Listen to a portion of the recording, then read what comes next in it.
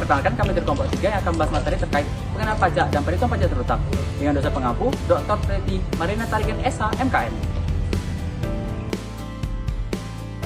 Dengan saya sendiri, Kapten Agustin sebagai moderator. Saya Sri Lena Purba yang akan membahas materi latar belakang. Saya Natasha Andari yang akan membahas pengertian pajak. Saya Lisa Setaju yang akan membahas fungsi pajak. Saya Ucian Dini, di sini saya akan membahas fungsi pajak.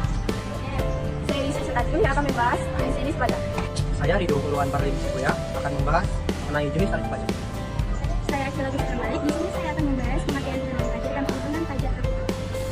Saya Randy Alvaro akan membahas mengenai cara menghitung PPh badan terutang.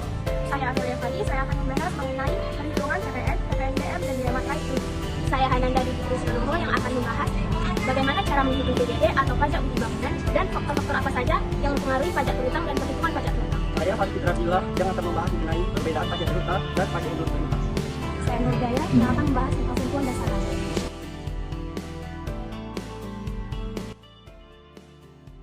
Belakang dalam materi ini, yaitu pajak merupakan salah satu sumber pendapatan negara yang sangat penting untuk membiayai berbagai program dan kegiatan pemerintah.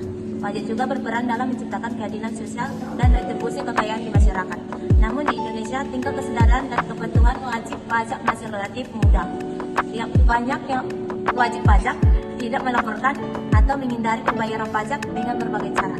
Hal ini menyebabkan penerimaan negara dari sektor perpajakan tidak optimal. Selain itu, aturan perpajakan di Indonesia juga tergolong kompleks dan sulit dipahami oleh masyarakat. Banyaknya ketentuan dan persyaratan yang harus dipenuhi membuat proses pelaporan dan pembayaran pajak menjadi rumit dan membingungkan. Pengertian pajak.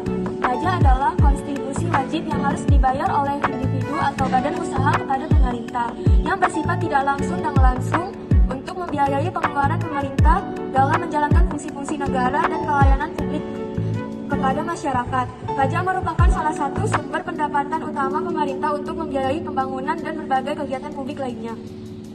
Fungsi pajak. Fungsi pajak ada 5. Yang pertama adalah fungsi anggaran atau budgetir, di mana fungsi ini adalah untuk mengumpulkan uang sebanyak-banyaknya dari masyarakat berdasarkan undang-undang untuk dimasukkan ke kas negara. Yang kedua adalah fungsi pengatur, yaitu budgetir.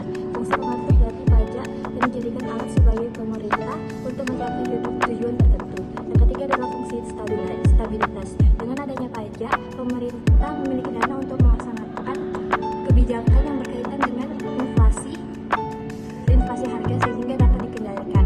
Yang keempat adalah fungsi retribusi pendapatan, yang dimana adalah pajak yang sudah dipungut oleh negara digunakan untuk membiayai kepentingan umum. Yang kelima adalah fungsi demokrasi.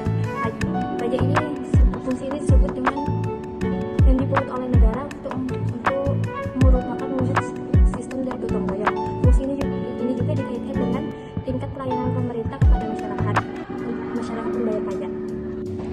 Jenis-jenis pajak. Berdasarkan golongannya, pajak dikelompokkan atas 2 golongan, yaitu pajak langsung dan tidak langsung. Pajak langsung, pajak yang harus dipungut sendiri oleh wajib pajak dan tidak dapat dibebankan atau tidak dapat dilimpahkan kepada orang lain. Contoh PPh, PPN, PPNBM, pajak bumi dan bangunan atau PBB dan biaya meteran. 2. Pajak tidak langsung, pajak yang harus dibebankan dan dapat dialihkan kepada orang lain. Contohnya pajak pertambahan nilai atau PPN dan pajak penjualan atas barang mewah. 2. Berdasarkan sifatnya, pajak dikelompokkan atas 1. Pajak subjektif dan pajak objektif. Pajak subjektif adalah pajak yang memperhatikan kondisi atau keadaan wajib pajak. Contoh pajak penghasilan atau PPN. 2. Pajak objektif, pajak yang berpangkal pada objeknya tanpa memperhatikan keadaan diri wajib pajak. Contoh pajak pertambahan nilai atau PPN, pajak atas barang mewah atau PPNBM. 3. Berdasarkan lembaga pemungutannya, pajak dikelompokkan atas 1. Pajak pusat, pajak yang dipungut oleh pemerintah pusat dan digunakan untuk membiayai rumah tangga negara. Contoh pajak penghasilan, pajak pertambahan nilai, pajak atas penjualan barang mewah, pajak bumi dan bangunan dan biaya materai. 2. Pajak daerah, pajak yang dipungut oleh pemerintah daerah dan digunakan untuk membiayai rumah tangga daerah seperti pajak provinsi, contohnya pajak kendaraan bermotor dan pajak bahan bakar kendaraan bermotor. Sedangkan pajak kabupaten kota, contohnya pajak hotel, pajak restoran, pajak hiburan. Jenis tarif pajak ada 4. Yang pertama, tarif pajak proporsional, yaitu tarif pajak yang presentasinya tetap meskipun dasar pengenaan pajaknya berubah. Yang kedua, tarif pajak tetap, yaitu tarif pajak yang jumlahnya tetap sesuai dengan peraturan yang berlaku. Yang ketiga, tarif pajak progresif, yaitu jumlah presentasi pajak semakin meningkat seiring dengan meningkatnya dasar pengenaan pajak. Dan yang keempat, tarif pajak degresif, yaitu jumlah presentasi pajak menurun seiring dengan bertambahnya dasar pengenaan pajak. Pengertian pengenaan pajak dan perhitungan pajak terutang. Pengertian pengenaan pajak adalah proses penerapan kewajiban pembayaran pajak kepada subjek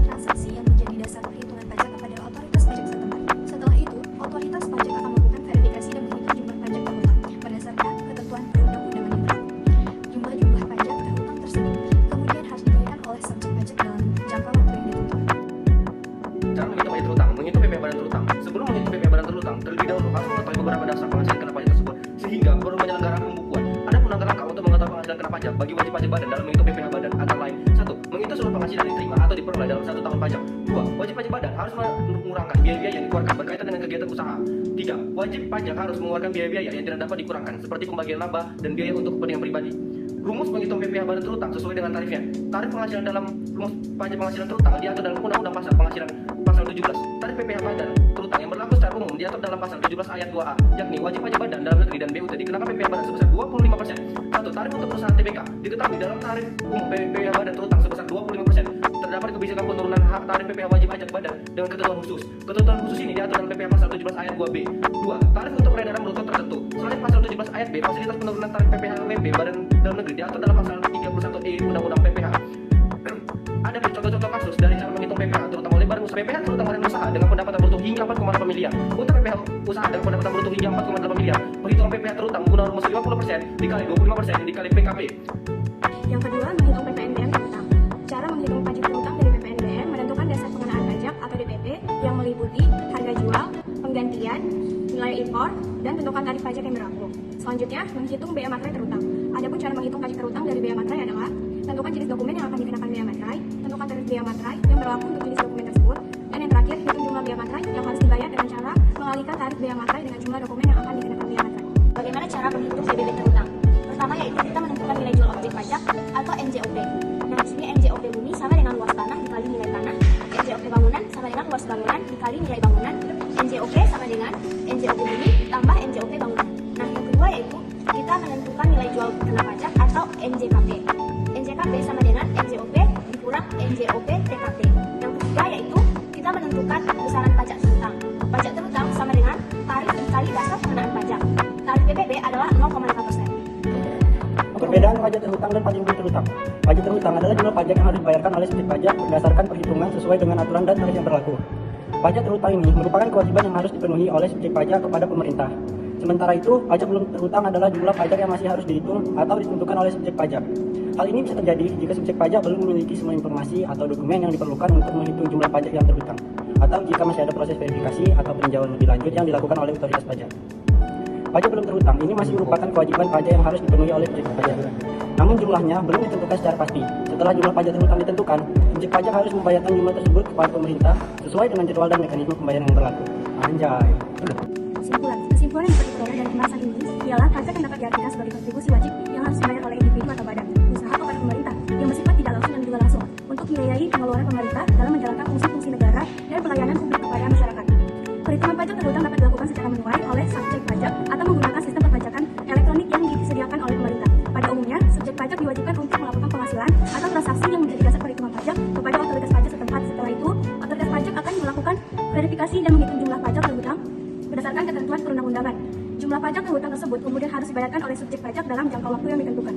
Selanjutnya saran, kita sebagai mahasiswa D3 Administrasi Perpajakan Vokasi, khususnya kelas A, harus selalu menggali potensi dan ilmu pengetahuan terutama tentang pengenaan pajak dan perhitungan pajak terhutang. Karena kita sebagai bangsa Indonesia harus mengerti dan memahami bagaimana pengenaan pajak dan perhitungan pajak agar dapat mengetahui jenis-jenis pajak yang harus dibayarkan dan juga aturan-aturan yang berlaku sehingga dapat membayar pajak sesuai dengan peraturan yang ada.